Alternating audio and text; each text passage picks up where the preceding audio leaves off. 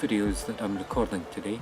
The first one you can find either in the listings above this one or in the listings below this one, and it's just a few minutes talking about how I seem to have fallen into a chasm with my running, and I'm not sure whether I want to keep running. If I want to keep running, do I want to still run a marathon? If I'm going to run a marathon, how the heck am I going to manage to do that?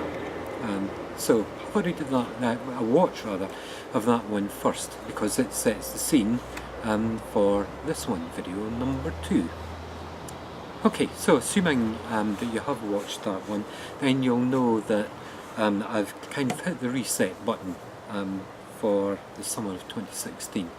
I'm changing everything to do with my running. So the first thing is really, I was going to say I've never described myself as a racer. I actually describe myself as somebody who's not a racer. I very rarely actually do races. I'm much happier running socially. But if I do a race, then I find I'm in a bit of a difficult place because I can't do it. So I'm going to be spending the summer doing a lot more races, and I'm going to build that into my training for the build up to Amsterdam. So it's going to be conditioning my mental approach as well as conditioning my physical approach. Okay, so how are we going to go about the physical approach? Well, last year when I went to do Amsterdam for the first time, my first ever marathon, my approach was quite simple. I knew how far I was able to run at a point in time at the beginning of April. It was 10k, and I planned to increase my distance by 1 kilometre each week, so I would build up from 10k to 42k's over 22 weeks. So April, May, June, July, August, September, October, 6 months is 26 weeks, something like that. So it seemed a perfect fit, except of course that I had big problems with my feet at the beginning of July last year, and that took me out until about 3 weeks before the marathon. So that just didn't happen. For Belfast, the plan was I would do the build up over the winter, but that didn't happen either, basically because I was too lazy to get my backside out the door when it was dark and cold and wet and miserable. So here we are, 17 weeks before Amsterdam, and I need to get myself in shape. So weather has improved. We're now into the Scottish summer, which is probably equal to winter anywhere else in the world. But yeah, I think it does get a little bit warmer, and today's a lovely day, as you can see. So I've decided that if I'm resetting everything, I have to reset my approach to marathon training preparation. I'm doing away with my kind of informal, well, we'll just build up by 1 kilometre a week, and I've decided that I should go with a structured training programme. Okay, so there's loads of these out on the web, and if you do a search for marathon training programme, you'll find at least a dozen of them, and probably 100, but there's at least a dozen which are serious and worthy of consideration. What I would really like to do is, I do have Jack Daniel's book on training for running at all sorts of levels, and he shows you how to go about building your own marathon training plan programme, and it's excellent. The problem is that it's quite technical. I love that about the book because I'm an analyst myself by nature and by background, and it shows you how to analyse stuff and build up your programme. My problem with that is that I just don't have time. I've only got 17 weeks, and it would probably take me a month to go through the process. So we have to go for a ready-made one, and I've looked at probably about 4 or 5 that I seriously considered. The one that I've come down in favour of is the BUPA marathon programmes. Now they have at least 3, one for beginners, one for intermediates and one for experienced runners. The intermediate marathon programme is the one that I'm going for, and it's described as being for runners who've already completed a 10k, done that, 10 mile, done that, or half marathon, done that, and would like to move up to the next distance or improve on an existing marathon time. That's exactly where I am and where I want to be, improving my marathon time. So this is a 16-week program, and I do have 17 weeks, so I've got 1 week kind of wiggle room left where if things go wrong, I've got that week. Or I can carry the program right through and finish a week early. But I think that would be a bad idea because it builds in the taper. I think it would be better to do 1 extra week just before the taper, assuming everything else goes according to plan. So I'll put a link to this program and the other 2 programs down in the description, so you can follow that if you like. So what does the program look like? Well, it's good. It is a good structure, but it's quite demanding. You need to do something 6 days every week. You have 1 day rest. The rest day is the first day of the week, which we'll find out why just in a minute or so. So let's say that's Monday, as the schedule suggests, Monday. You have a rest day. Tuesday is an easy run, starts 30 minutes, goes up to 40 minutes steady run, and gradually up to 50 minutes steady, 40 minutes speed.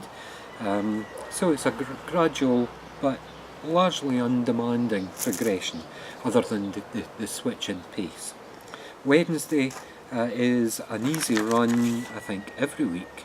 Yeah, it's an easy run every week apart from the 2 taper weeks. So on the main preparation and training part, it's an easy run every week, generally 5 or 6 miles. So that's quite good as well.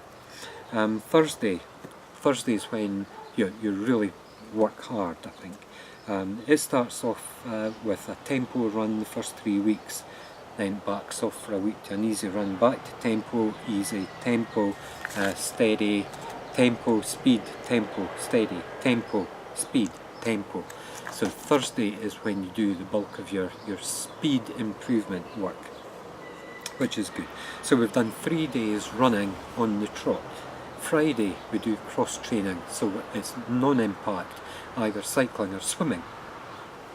I've chosen to do swimming, basically because I don't have a fancy bike, and it would look pretty silly on my little city bike kind of thing. Now, I haven't been to a swimming pool for over 20 years, since my kids were young, but that's what I'm going to do.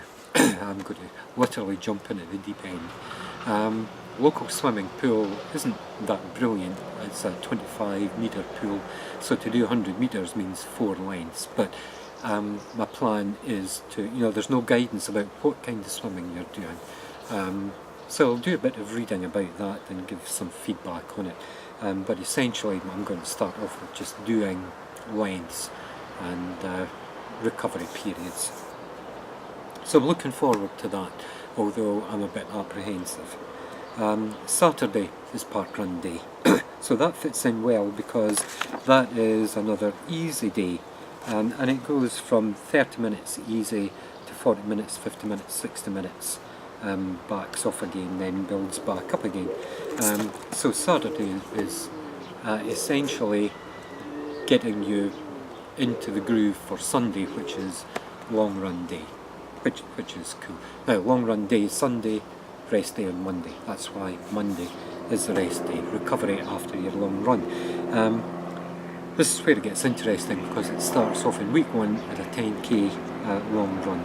Immediately, week 2 you're up to 13k, so it's an extra 2 miles that you have to run. So I think anybody that's been struggling with a 10k would probably struggle with this program and would be better to do the beginner program.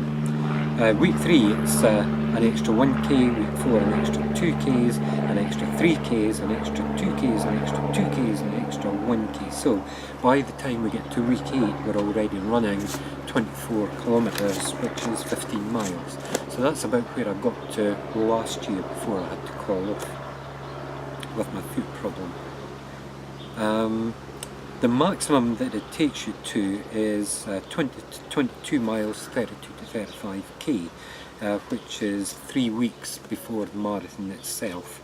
Then you get into the taper for the last 3 weeks, which seems quite a long time for taper, but it seems to be a well-structured taper. So we come back from 20 to 22 miles down to 12 miles with 2 weeks to go, 10 miles with 1 week to go, and then you've got the marathon itself. So there we are. It's quite an ambitious programme, I think. And when I'm sitting here looking at it in the middle of June, having done the first 2 sessions, I have to say, I think it's achievable for me. I think I can do this. The biggest thing about it is it's now given me focus again.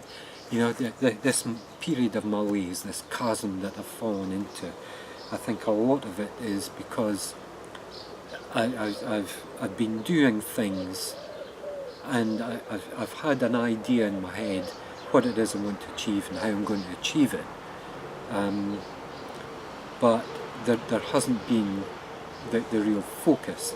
This has given me focus. It's given me something to work to. I can see the progression. I can see myself achieving or not achieving. I can see that as long as I'm achieving, then the programme is going to work for me. The other main thing that's in my head is, I do a beginner's couch to 5k group, and people turn up the first week and they jog for 30 seconds. And when I say to them, 10 weeks from now you're going to run a 5k race, you're not surprised when they don't really believe. Of course they trust you. They trust because you've done it with so many people before. They trust that they can do it, but they don't really believe that they can do it. And it's not until about week 6 or week 7 when they hit a real challenge that they really believe in themselves that they can do it. So this is where I am with this programme. I'm trusting the programme because other people have done it, and by following the programme and sticking to the programme and get to the end of the programme, they've achieved their ambition of running a marathon. So if I trust the programme, I believe that I will be able to run a marathon without a significant amount of walking. So there we are, a different way of doing my preparation and training, one that I think is going to work for me, one that I think is going to flick the switch in my mind and make me believe in myself again. So hope you think that's been interesting, that there's some value in there. No doubt if you've never been through this period of malaise, you'll think that this is all quite negative. And I've said in a lot of my movies, this comes across as negative. Everything comes across as I'm not achieving, I'm not able to do this, frustrating and so on. But before you can be positive, you have to address the negatives. What I'm doing here is addressing the negatives, finding a ladder that's going to get me out of the chasm, and already I feel a total change in my mental approach. So, hope you found that interesting, and that you'll follow me on what I think will be quite an exciting route. Okay, see you next time. If you like this video, give it a thumbs up and subscribe to make sure you get notifications of all new content.